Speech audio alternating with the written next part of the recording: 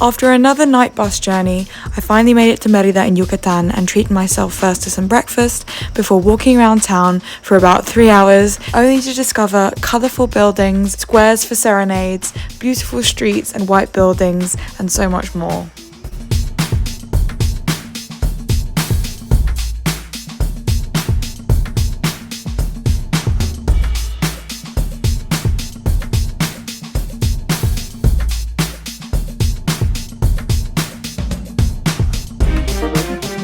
Las sillas confidentes are a very important feature of Yucatecan cities like Merida, and you find them in most squares, not only here but also in Valladolid, as you'll see later.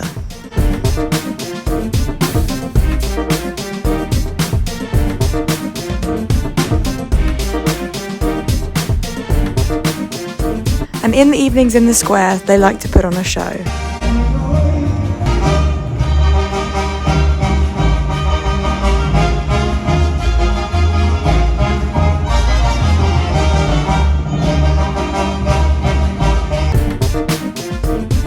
I also became slightly obsessed with this running man because he gets faster the less time you have to cross.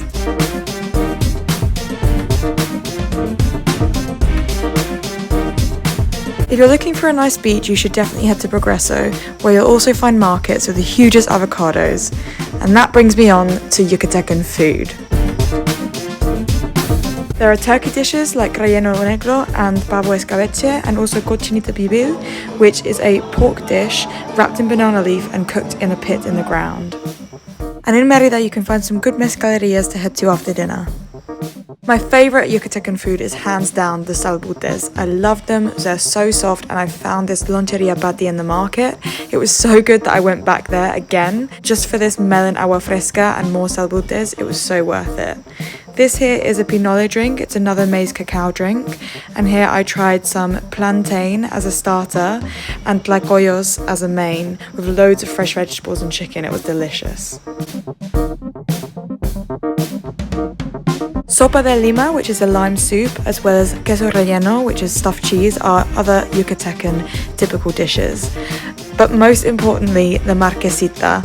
If you go, you have to try marquesita, either with Nutella and cheese, or you can fill whatever you'd like in it. This one had cream cheese, dulce de leche cajeta, and strawberries.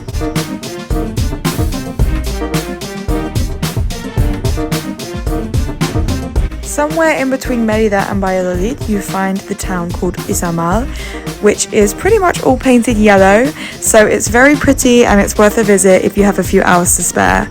I was lucky and I hitched a ride with some friendly Germans that I met on the free walking tour in Merida. And if you end up going to Izamal, don't forget to go up to the pyramid just to get some views of the town and trees as far as the eye can see.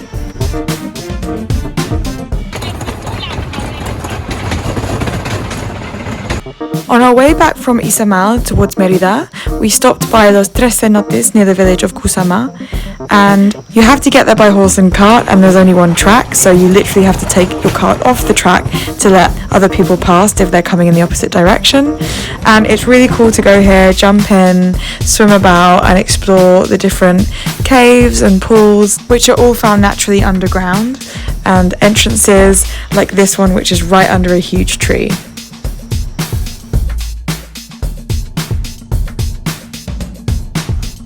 Heading to the city of Valladolid now, I want to introduce you to the green chaya plant, which makes a delicious and healthy drink. And I had that here with these lomitos de Valladolid, which is a pork dish that comes with lots of vegetables and tortilla, and it was actually really nice.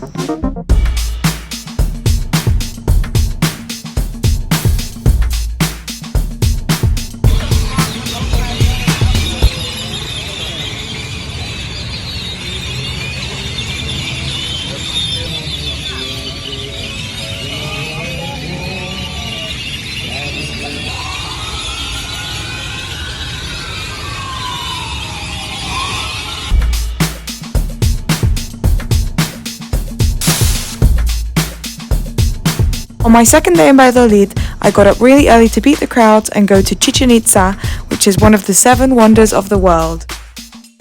I know some people are skeptical about visiting Chichen Itza because it can get very crowded, but actually it's alright if you go early in the morning, and I definitely think it's worth it just to see the amazing pyramid and all these intricate images in the stones.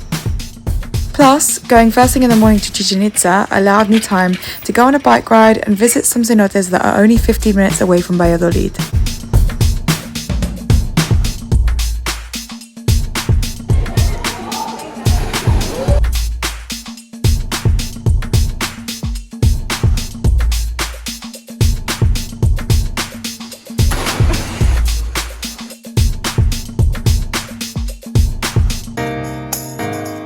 We're sadly saying goodbye to Yucatan now and heading into the next state of Quintana Roo, which is in fact 1 hour ahead of the rest of Mexico.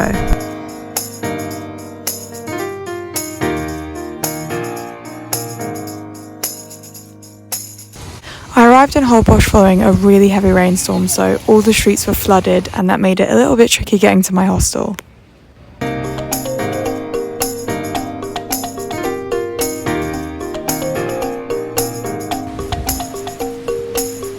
Holbox has these beautiful white sand beaches and turquoise waters, which made it really nice to relax on, chill out and walk about for a few days.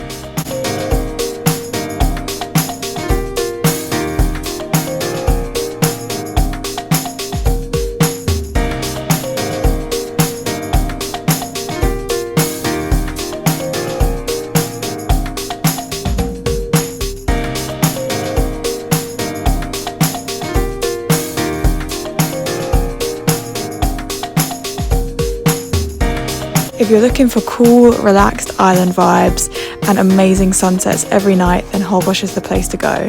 I loved it, and these sunsets were unforgettable.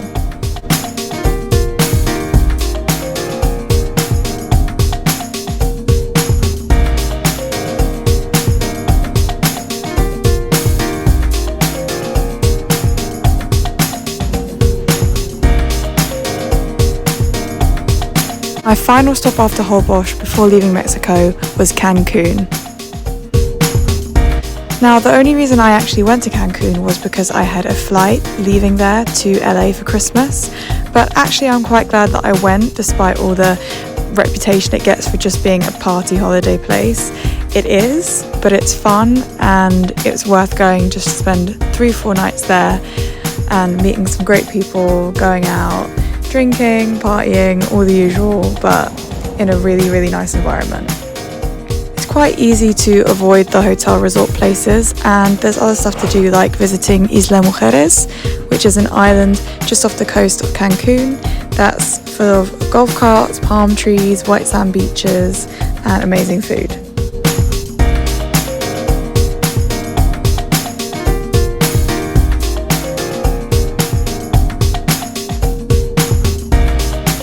So I guess this brings me to the end of my last video of Mexico. I've seen some amazing places, met some amazing people, and had the best time going from north all the way to south and east here in Cancun. I would definitely do it all over again if I could, and I really hope you've enjoyed watching all my Mexico videos so far. Stay tuned for the next country, that is Guatemala.